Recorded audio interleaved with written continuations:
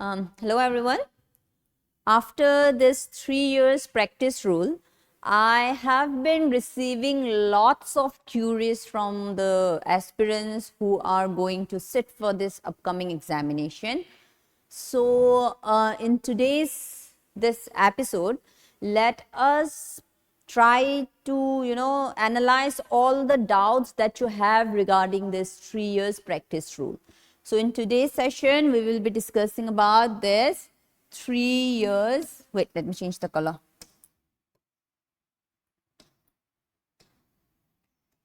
Three years practice rule. The first query that 3 years practice rule is कि ये है क्या चीज. तो अकॉर्डिंग टू द रीसेंट कल का supreme court judgement, supreme court ने ये बोला है कि आफ्टर एवरी फ्रेशर्स जो एलएलबी खत्म करने के बाद they have made it mandatory कि उनको 3 years तक प्रैक्टिस करना पड़ेगा before they sit for the civil जज जूनियर डिवीजन का एग्जाम. जो ग्रेड 3 का एग्जाम्स होता है सिविल जज जूनियर डिवीजन के एग्जाम में, उससे पहले 3 साल मैंडेटरी प्रैक्टिस का रूल बना के रखा हुआ है. Now the next question that the student have is कि सिंस असम जुडिशरी का आपका नोटिफिकेशन आ गया है, like few months ago it was there, so will it be applied to this examination as well? So the answer is उसी judgement में बोला गया है जो ऑनगोइंग जुडिशरी के एग्जाम्स है ना, जो प्रोसीजर है, जिन्होंने इनिशिएट कर लिया एग्जाम्स, वहां पे ये चीज जो है ये अप्लाई नहीं होगा. So you can keep in your mind that this may not be apply.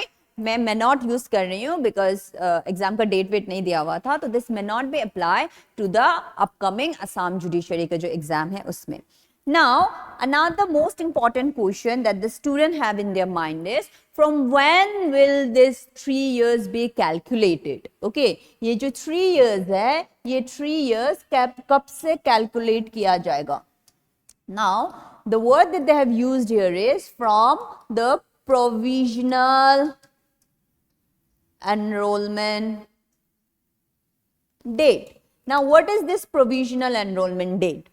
So, after you complete your LLB का examination, let it be your 5 years LLB और 3 years LLB का, जब आपने आपका LLB कंप्लीट कर लिया, उसके बाद जो भी कंसर्न स्टेट होता है, उस कंसर्न स्टेट का बार काउंसिल में आप एनरोलमेंट का फॉर्म भरते हो. ओके, उस कंसर्न स्टेट का बार काउंसिल में आप एनरोलमेंट का फॉर्म भरते हो. नाउ वही स्टेट आपको एक सर्टिफिकेट देता है जो प्रोविजनल इन नेचर होता है, जो परमानेंट नहीं होता.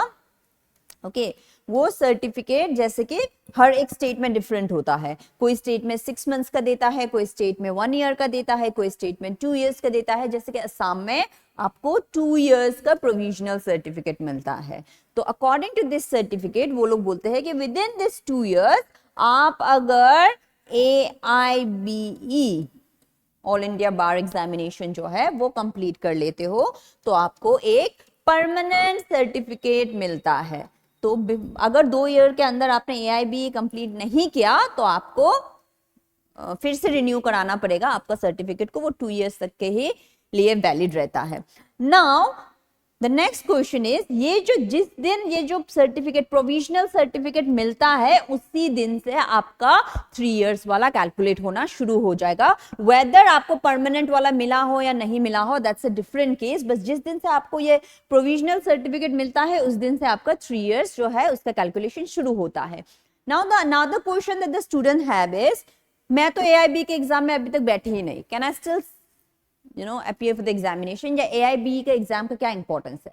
AIBE का exam happens in different time of the year. So AIBE का एग्जाम जो है और उसके बाद जो आपको सर्टिफिकेट ऑफ प्रैक्टिस मिलता है, that date is not calculated as per क्या बोलते हैं उसको, as per your date. AIBE का जो AIBE पास करने के बाद जो आपका सर्टिफिकेट मिलता है वो वाला कैलकुलेट नहीं होगा. उससे पहले जो आपको प्रोविजनल सर्टिफिकेट मिला हुआ है उससे आपका 3 years वाला जो है वो कैलकुलेट होता है. Now the next question two is, 3 years अगर हम लोग घर में बैठकर प्रैक्टिस करें और इफेक्टिवली कोर्ट में ना जाए तो क्या चलेगा?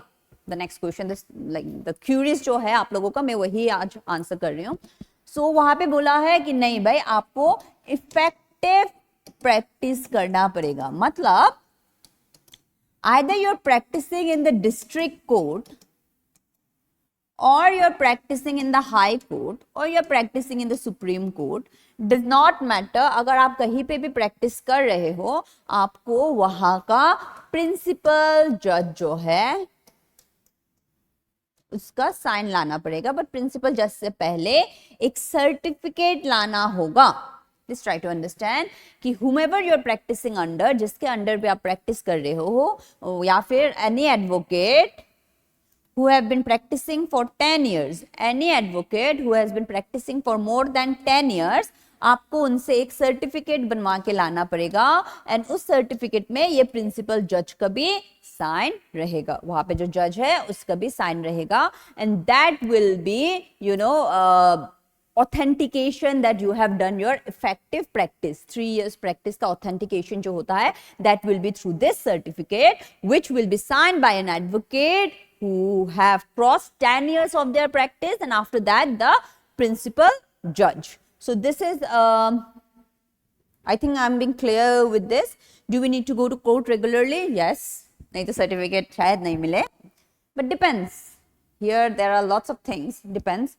It will be a bit difficult for the underprivileged or the क्या बोलते हैं उसको, the first generation lawyers, because second generation lawyer, third generation lawyer के घर में ही रहते हैं.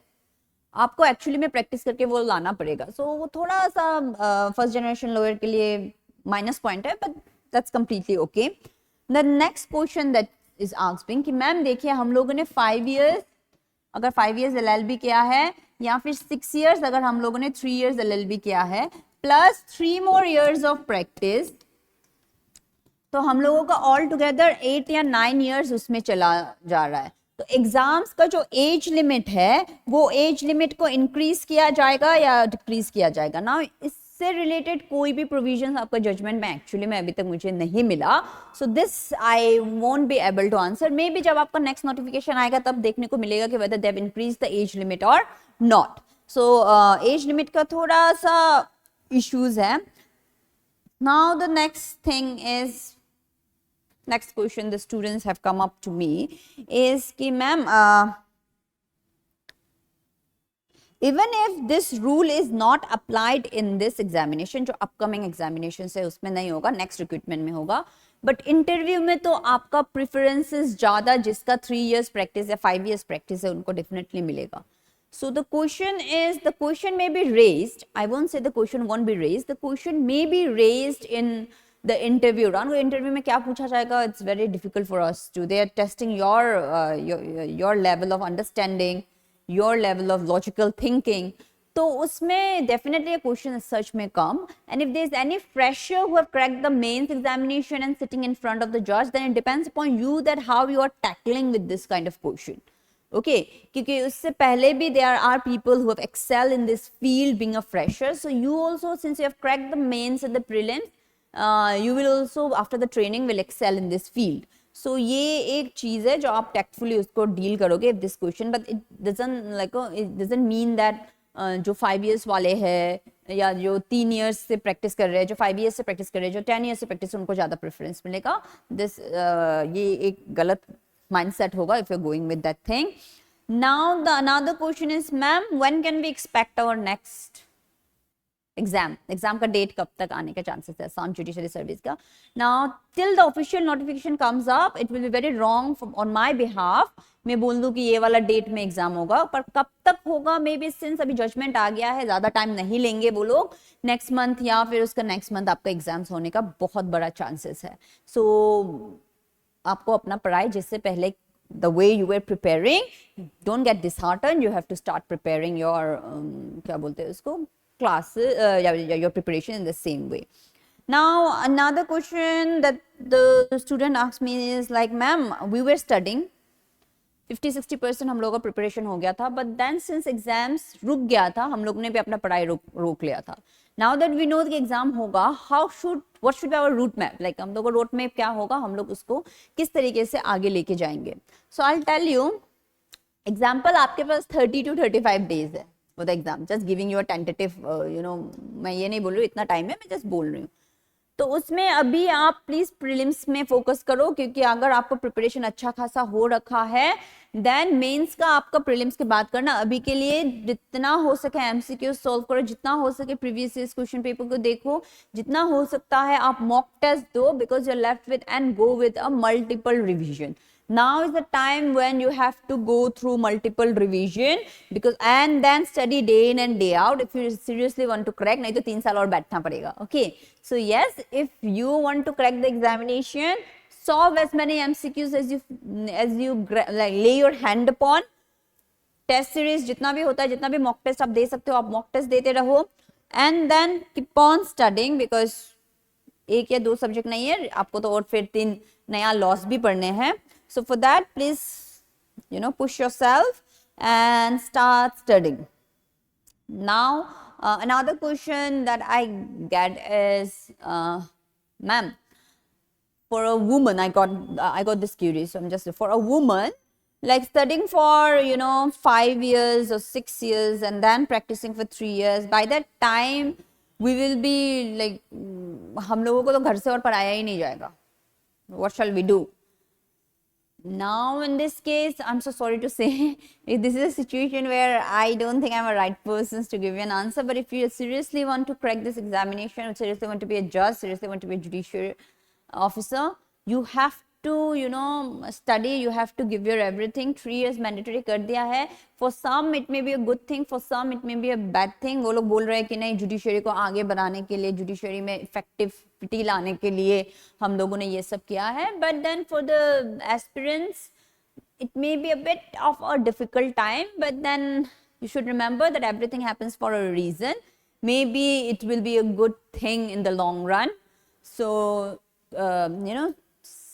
keep on preparing, keep on moving forward with your things.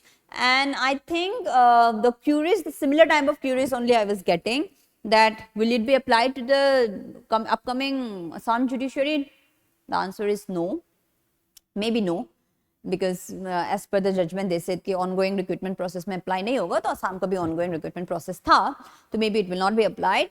Next is 3 years कब से calculate होगा, तो मैंने 3 years कब से calculate होगा वो भी provisional enrollment बोला है, तो provisional enrollment से होगा. Another most of the question that I've given, effective practice court में जाना जरूरी है, हाँ, because आपको 10 साल वाले एडवोकेट से साइन लाना है, साथ ही साथ वहाँ का जो प्रिंसिपल जज है उसका भी साइन लाना है. So this was the most of the questions that I was getting from the students, since they had lots of doubts regarding this 3 years practice. I hope I've made this clear to you in this video. And for any other queries, please do leave any comments in the section and you will be entertained accordingly. Thank you so much.